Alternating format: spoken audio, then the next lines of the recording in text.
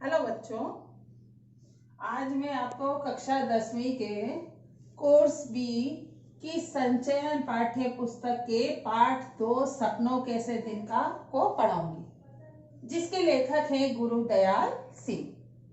अब पाठ का सार बताती हूँ मैं आपको। लेखक ने स्कूल के दिनों का वर्णन किया है। ये जो पाठ है ये लेखक गुरुदयाल सिंह की आत्मकथा के रूप में है। लेखक को बचपन में स्कूल जाना बिल्कुल भी अच्छा नहीं लगता था। लेखक को अपने स्कूल के बच्चों के साथ खेलने कूदने में समय व्यतीत करना ही अच्छा लगता था, क्योंकि था क्या, उस समय उनकी और उनके दोस्तों की सभी की पारिवारिक स्थिति एक जैसी थी। सभी बच्चे फटे हुए कच्छे में और टूटे हुए बटनों में खेला करते थे। तो उस समय जब बच्चे स्कूल नहीं जाते थे तो घर वाले जब उन्हें स्कूल जाने के लिए कहते तो और वो स्कूल जाने के लिए मना करते, तो उस समय के जो घर वाले थे वो बच्चों पर किसी भी प्रकार का कोई भी दबाव नहीं डालते थे। वह सोचते थे कि अगर बच्चे स्कूल नहीं जाना चाहते हैं तो कोई बात नहीं, वो उन्हें अपने साथ काम पर ले जाते थे। लेकिन जैसे ही थोड़े बहुत बच्चे बड़े होते तो वो उन्हें अपने साथ काम में बही खाते में लगा दे।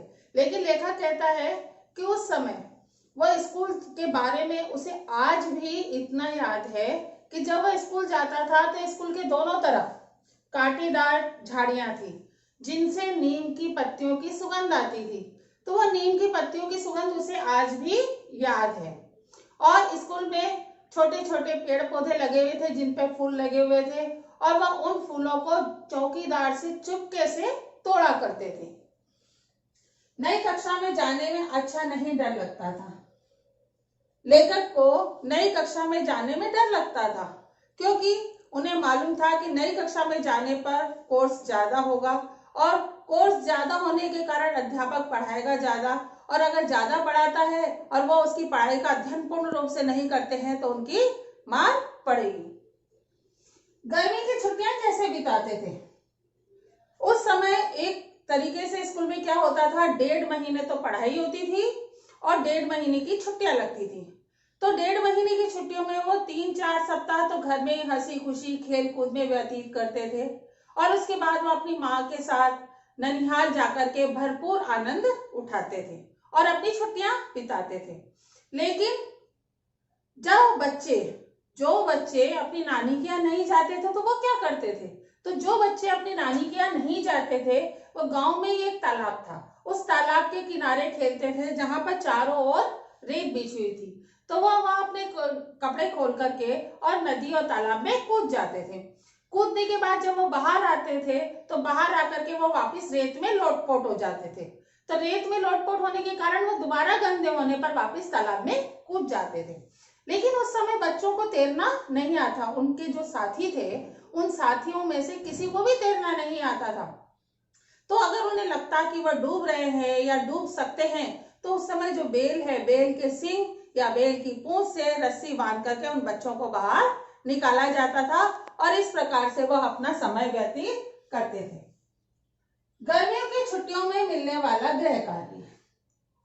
लेखक को गर्मियों की छुट्टियों में गृह कार्य में हिसाब के जो अध्यापक थे वो 200 सवाल दिया करते थे। तो 200 सवाल दिया करते थे तो बच्चों को लगता था कि अभी तो बहुत समय है, 10 सवाल हर रोज भी करेंगे तो भी आराम से 20 दिन में हो जाएंगे, इसलिए हम एक आराम से 10 दिन 15 दिन खेल सकते हैं। और वो आराम से खेलते थे। लेकिन 10 दिन खेलने के बाद समय कब व्यतीत हो जाता था उन्हें पता ही नहीं चलता था, और समय जैसे जैसे आगे व्यतीत होता जाता था उनका समय निकलने के बाद उन्हें याद आता कि गृह कार्य बाकी है अभी। तो वो सोचते हैं कि 10 की जगह 15 सवाल हर रोज कर लेंगे तो भी 15 दिन में हो जाएंगे। ये सोचकर अभी हम 2-3 दिन और खेल सकते हैं। लेकिन 2-3 दिन जब वो खेलना शुरू करते तो उन्हें समय का ध्यान ही नहीं रहता और 2-3 दिन से बहुत ज्यादा समय व्यतीत हो जाता। लेकिन उनके जो मित्र थे या उनके जो दोस्त थे, उनके दोस्तों में से कुछ लोग ऐसे भी थे जो ये कहते थे कि इस गृह कार्य को करने की अपेक्षा तो मास्टर जी की मार खा लेना ही बहुत ज्यादा अच्छा है। तो लेखक को भी अपने दोस्तों की इस विचार को सुनकर के लगा कि उसे भी मार खा लेना चाहिए, और मार खा लेने के बाद इस काम को करने की कोई आवश्यकता नहीं है। और सबसे बड़ी बात है कि जब खेलते कूदते जब वो घर आते थे और उनके पैरों में चोट लग जाती थी, हाथ में चोट लग जाती थी, उसके बावजूद जब वो घर जाकर के अपने घर वालों को चोट के बारे में बताते थे तो कोई उनकी चोट लगने पर उनका तरस नहीं खाता था, बल्कि उनकी माँ, पिता और बहन के द्वारा पिटाई और होती थी। इसके बावजूद भी वह घर से बाहर आकर के दूसरे दिन खेलना नहीं भूलते थे। और उनमें एक ओमा नाम का नेता था जो अत्यंत ही प्रभावशाली था और लोग उससे बहुत डरते थे और कोई भी उससे कुछ भी नहीं कहता था। लेखक का स्कूल छोटा था। लेखक का स्कूल छोटा था, उसमें 9 कमरे थे। प्रधानाध्यापक नम्र थे, पीटी मास्टर से सब डरते थे। उनके प्रधानाध्यापक मदन मोहन शर्मा थे। विद्यालय का जो पहला कमरा था वह प्रधानाध्यापक मदन मोहन वर्मा का था और पीटी मास्टर जो थे प्रीतम चंद, वह बहुत ही गुस्सैल थे। बच्चे उनसे बहुत डरते थे और उनके सामने कांपते थे। पीटी मास्टर जो है वो कक्षा में प्रार्थना करवाते थे, स्कूल में प्रार्थना करवाते थे और प्रार्थना करते समय जब वो लाइन बनाते थे, उस लाइन में अगर कोई भी बच्चा हिल भी जाए तो वह उसकी बहुत बुरी तरह से पिटाई करते थे। प्रधानाध्यापक जी कक्षा 5वीं से 8वीं तक के बच्चों को अंग्रेजी पढ़ाते थे। पीटी मास्टर प्रीतम चंद से विपरीत स्वभाव वाले प्रधानाध्यापक जी थे। वह कक्षा 5वीं से लेकर के कक्षा 8वीं तक के बच्चों को अंग्रेजी पढ़ाते थे, लेकिन वह किसी भी बच्चे को डांटते नहीं थे, किसी को भी मारते नहीं थे और सभी बच्चों को प्यार करते थे। लेखक को अपना स्कूल अच्छा नहीं लगता था। लेखक को अपना स्कूल कभी भी अच्छा नहीं लगा, क्योंकि उसने देखा था कि कक्षा 1 से लेकर के कक्षा 4वीं तक के जो बच्चे थे वो सब रोते हुए ही स्कूल आते थे। स्काउटिंग का अभ्यास करते समय स्कूल अच्छा लगता था। स्कूल अच्छा तो नहीं लगता था, लेकिन जब उन्हें स्काउटिंग का अभ्यास कराया जाता था, परेड कराई जाती थी, तब उन्हें स्कूल अच्छा लगता था। क्योंकि स्काउटिंग का परेड कराते समय उन्हें लाल नीली झंडियां हाथ में बांधने को दी जाती थी। खाकी वर्दी प्रेस करी हुई उन्हें पहनने को मिलती थी। जूते जो है वो पॉलिश किए हुए मिलते थे तथा 2 रंग का रुमाल वो गले में बांधते थे। पीटी मास्टर के मुंह से शाबाश सुनना तमगे सा लगता था। पीटी मास्टर से सभी बच्चे डरते थे, वह गुस्सेल स्वभाव के भी थे, लेकिन जब वो परेड कराते थे स्काउटिंग की और उस समय जब कोई भी बच्चा बहुत अच्छी परेड करता था तो वो उस बच्चे को शाबाश बोलते थे। तो लेखक बताता है कि जब वह पीटी मास्टर उन्हें शाबाश बोलता था तो उन्हें ऐसा लगता था जैसे फौज में उन्हें कोई तमगा प्राप्त हो गया हो। लेखक के परिवार की आर्थिक स्थिति अच्छी नहीं थी। लेखक बताता है कि उससे उस समय उसके परिवार की आर्थिक स्थिति अच्छी नहीं थी, लेकिन हेडमास्टर साहब जो थे वो किसी अमीर बच्चे की पुस्तकें ला करके उनको दिया करते थे और उनकी उस लाई हुई पुस्तकों के माध्यम से ही वह पढ़ाई करता था। इसीलिए उनके परिवार में वो पहला बच्चा था जो स्कूल गया था और स्कूल जाकर के पढ़ाई करता था। लेखक को नई कक्षा में आने पर खुशी नहीं थी। लेखक को नई कक्षा में आने पर कभी भी खुशी नहीं हुई। पता नहीं क्यों उसको स्कूल की किताबों में, कॉपियों में से एक अजीब सी गंध आती थी। उस गंध के कारण उसका मन उदास हो जाता था। लेखक बोलता है कि यह एक मनोवैज्ञानिक कारण भी हो सकता है जो उसे आज तक समझ में नहीं आया, लेकिन एक कारण यह भी हो सकता है कि नई कक्षा में आने पर कोर्स अधिक कठिन हो जाता है, अध्यापक द्वारा पढ़ाया अधिक जाता है, इसलिए हो सकता है कि नई कक्षा में अध्यापक या मास्टर जी के मारने की डर की वजह से ही उन्हें नई कक्षा में जाना अच्छा न लगता हो।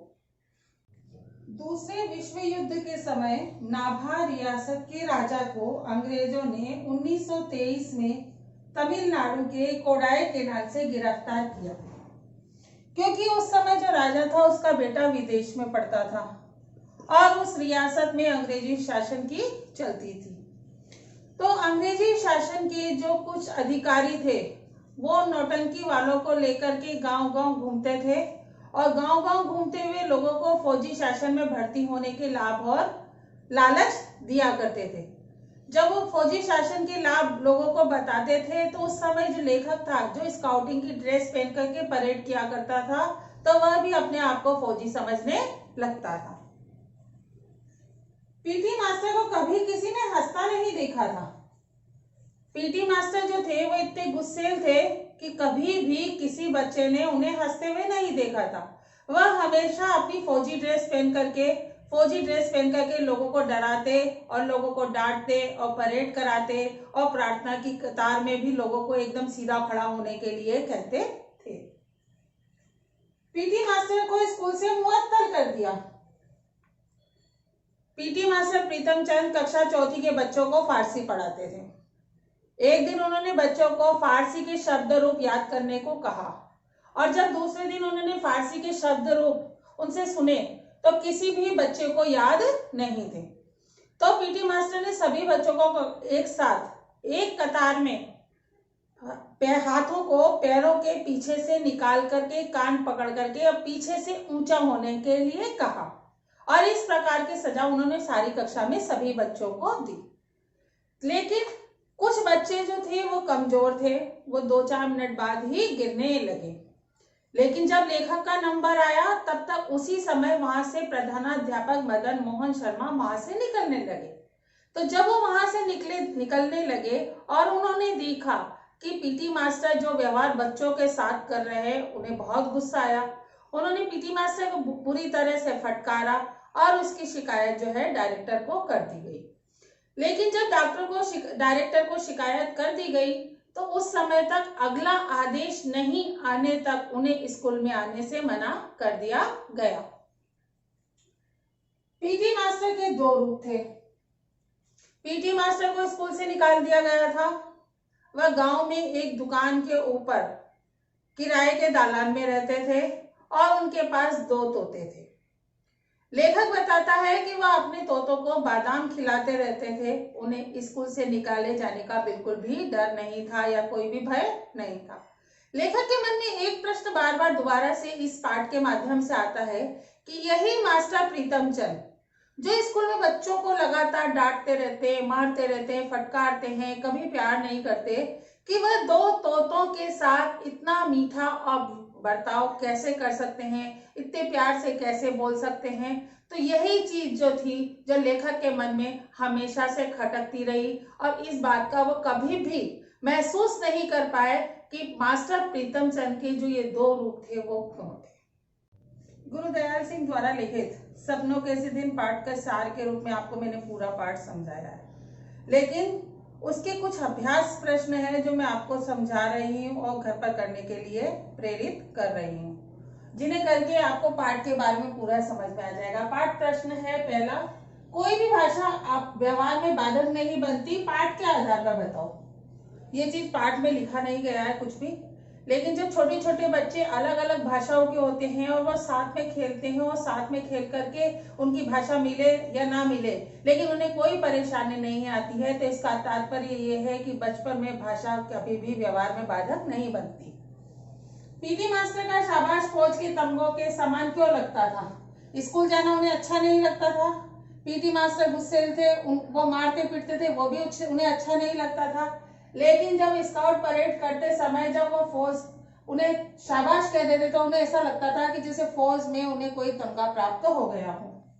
नई श्रेणी में आने के बाद नई कापियां वो पुरानी किताबों से लेखक का बालमन क्यों मुरझा जाता था?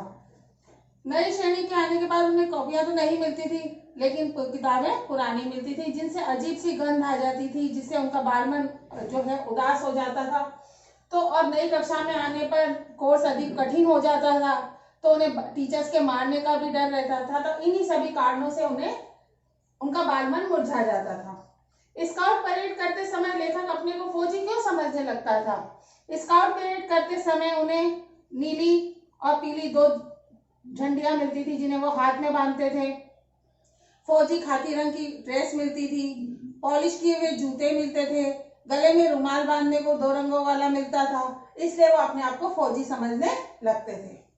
हेडमास्टर शर्मा जी ने पीटी मास्टर को मुअत्तल क्यों कर दिया? तो ये पूरी घटना है जब वो फारसी पढ़ा रहे थे, बच्चों को सजा दे रहे थे और तभी हेडमास्टर साहब आ गए थे। लेखक छुट्टियों के गृह कार्य को ना करने के लिए क्या बहाने बनाता था? तो आपको याद है मैंने आपको इस पाठ में समझाया है कि 200 सवाल हिसाब के देते थे और वो उसको उसकी पूरी वो जो घटना है वो इस प्रश्न के आंसर में आएगी। लेखक के समय अभिभावक बच्चों को स्कूल भेजने में रुचि क्यों नहीं लेते थे? लेखक के समय में जो अभिभावक थे, अगर बच्चा उन्हें कह देता कि उन्हें स्कूल जाना अच्छा नहीं लगता तो वो कभी बच्चे को डांटते नहीं थे, बच्चे को कभी स्कूल जाने के लिए प्रेरित नहीं करते थे, बल्कि उन्हें अपने साथ काम पर ले जाते थे और थोड़ा बड़े होने पर वो अपने साथ बही खाते के हिसाब में लगा देते थे। लेखक अब बचपन में अपनी छुट्टियां किस प्रकार व्यतीत करता था? तो ये पूरी घटना मैंने आपको इस पाठ में समझाई है कि वो पहले 2-3 सप्ताह गांव में खेलते थे, फिर ननिहाल जाते थे, ननिहाल नहीं जाते थे तो गांव के तालाब पर किस प्रकार खेलते थे, वो आंसर इसके अंदर आएगा। पीटी मास्टर प्रीतम चंद का चरित्र चित्रण।